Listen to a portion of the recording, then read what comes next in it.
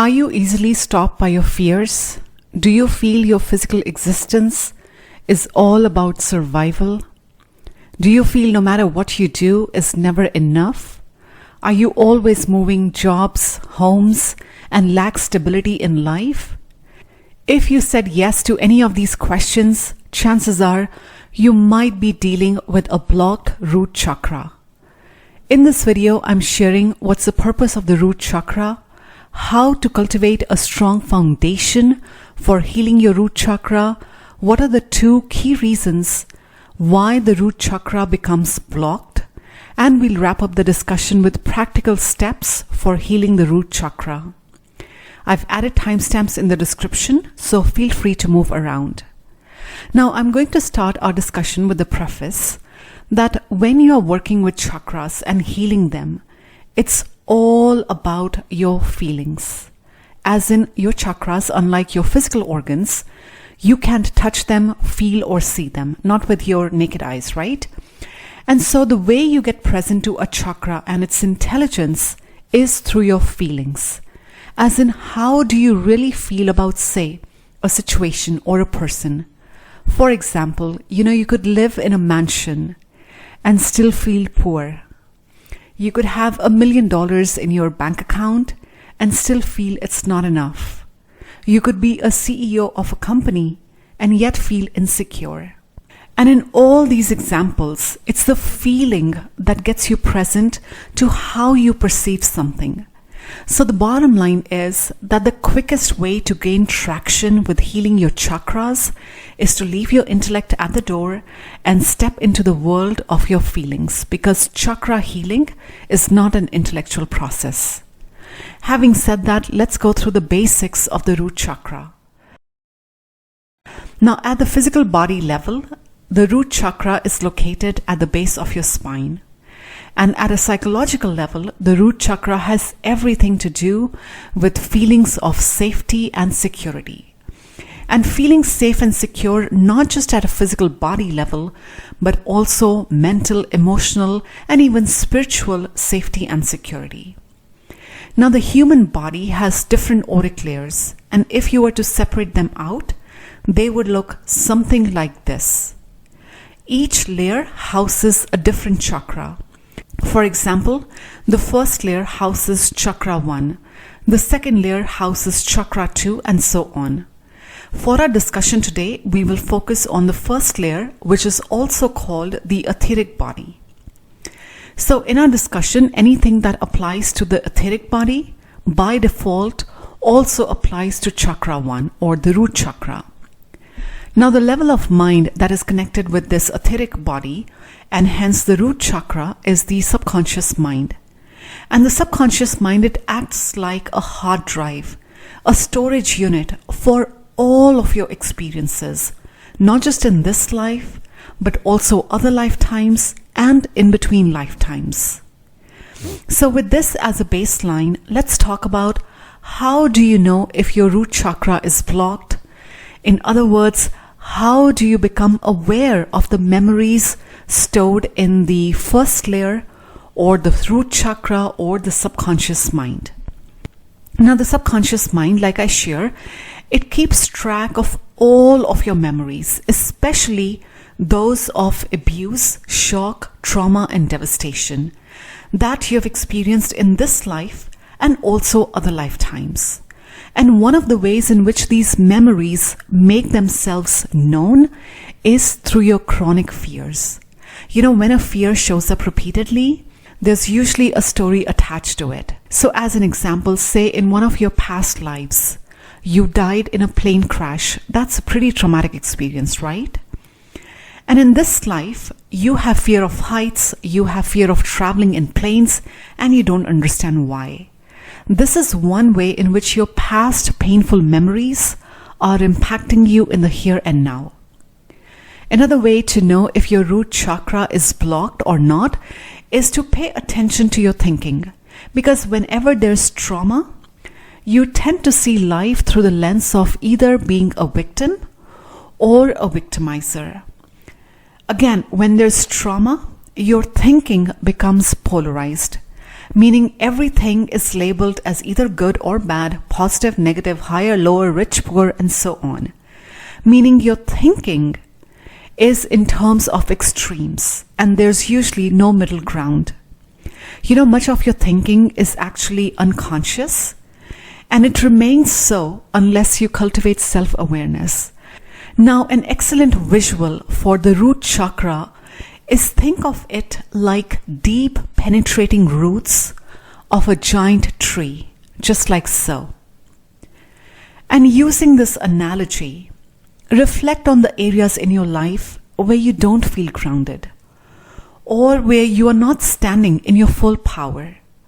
Perhaps there are situations where you are still seeking external love, validation, or acceptance.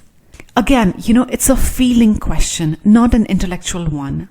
So really getting present to these areas and then working towards shifting the dynamics, that will help you in healing your root chakra.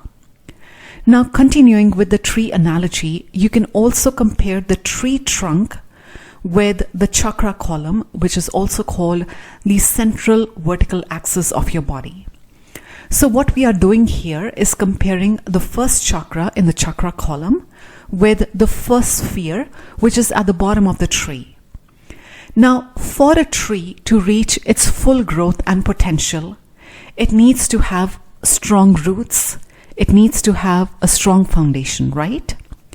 Similarly, if you want to access higher chakras, you want to access higher knowledge, wisdom, you need to have a strong foundation, meaning your root chakra needs to be in balance, in harmony, because otherwise you won't be able to access those higher states of consciousness, and even if you do, you won't be able to sustain them.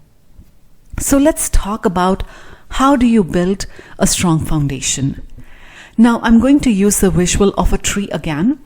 Think about what are the ingredients that a tree needs to grow a strong foundation.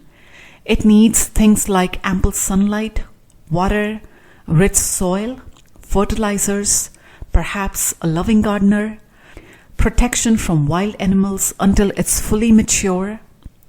Similarly, when it comes to building a strong foundation for your root chakra, you need a few ingredients. Number one, you need to learn how to work through your fears, meaning acknowledging your fears, taking time to really feel them, and not sweeping them under the rug or disowning or denying them.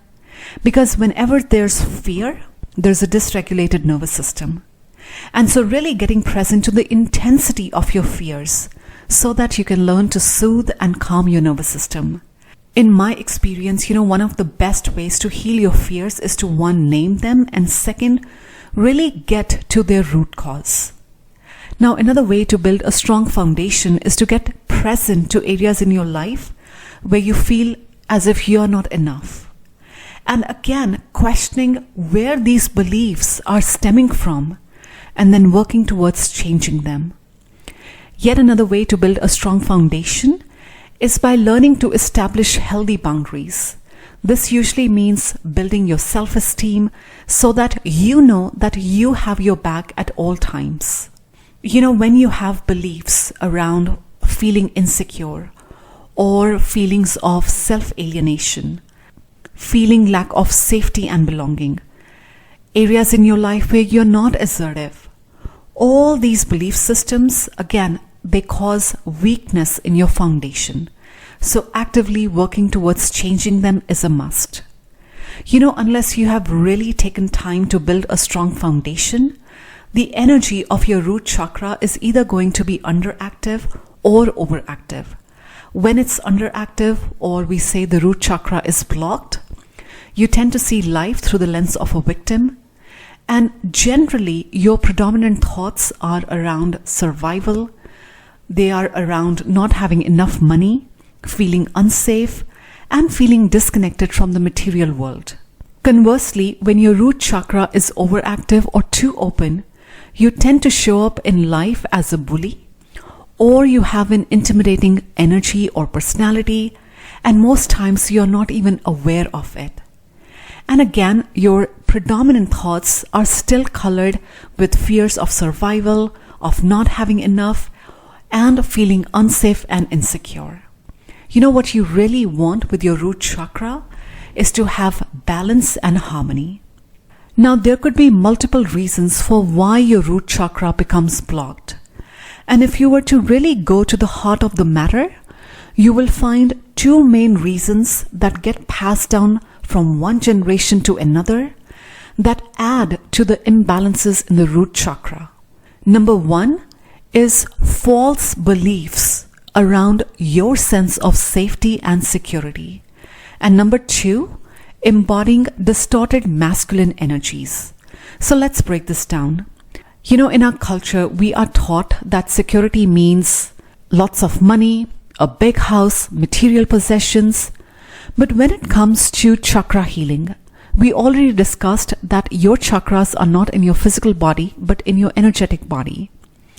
And if the first chakra is all about having deep penetrating roots, do you think the dollars could nourish those roots? Of course not. Similar to a tree, having deep nourishing roots means having a deep connection with the earth, with the universe, with the source, or whichever term works for you. It's about deeply knowing and trusting that God and universe is the provider of all the things in your life. And this is one psychological shift that really needs to happen for you to heal your root chakra. Now, the second core reason that contributes to imbalances in the root chakra is wounded masculine. Now, regardless of your gender, you have both masculine and feminine energies inside of you. And the first introduction of the masculine energy is usually through your biological father. And whatever you learned from him or didn't learn from him forms the foundation, forms the blueprint of your masculine energies. So as an example, if say as a child, you didn't receive enough love or nurturing, then your masculine energies are going to be imbalanced to some degree. They could be wounded or distorted. So when we talk about how men are raised in our world, in our culture, around the world, most men are taught from a young age to gain power and control, to deny or minimize their emotions, to use intimidation or even bullying to get their way. And in some cultures, even the use of violence is normalized. And these are the core beliefs that are passed down from one generation to another.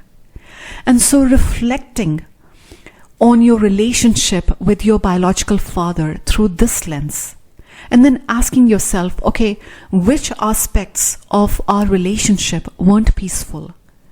What did I wish was different about our relationship? What are the things I received as a child and what are the things that I didn't receive? And most importantly, how can I give those things to myself? Because as you start to heal the dynamics in this relationship, you start to bring your masculine and feminine energies into balance, and you start correcting imbalances in your root chakra. Now, I've shared a lot of information in this video, so let's talk about practical steps you can take to unblock and heal your root chakra. So number one, actively working on addressing any pain, fear, or trauma that you have experienced in this life so you can go beyond it and once again learn to trust yourself and others. Learning to balance your masculine and feminine energies, this usually involves inner child healing and also addressing the relationship dynamics with the primary male figure in your life. Also bringing your emotions, your thoughts into neutrality so that your thinking is not polarized. My other suggestion is learning to come in harmony with yourself. That means that you're not threatened, bullied, or victimized by others, no matter what they do or say. Another suggestion is changing your belief system where you're not looking for safety and security in materialistic things, but in your connection with God and Spirit. Next suggestion is consciously developing virtues, which are qualities of goodness in your character, in your life, and few virtues that all of us can work towards are purity, generosity, patience, kindness, discipline, diligence, and even humility. And in order to develop these virtues, you'll have to practice behaviors of empathy, compassion, mental openness, emotional stability, responsibility, honesty, and sovereignty. The other suggestion is consciously working with positive polarity thought forms of love, safety, gratitude, connection with spirit and material world, so that you can build an inner sense of safety and security. As you start working with your root chakra, again, you want to focus on gaining experiential knowledge rather than understanding things at an intellectual level. Now, in the description below, I've added links to articles from where I sourced content for this video. So if you would like to research more, I highly suggest checking them out. Additionally, I created a mind map with the main key pointers I shared in this video. If you are a visual learner and you want to deep dive into the root chakra, then you are welcome to download this mind map. Again, the link is in the description below. I hope the suggestions in this video are supportive in your healing journey. As always, please only take what resonates, discard all the rest. Thank you so much for your time, and I will see you in the next video.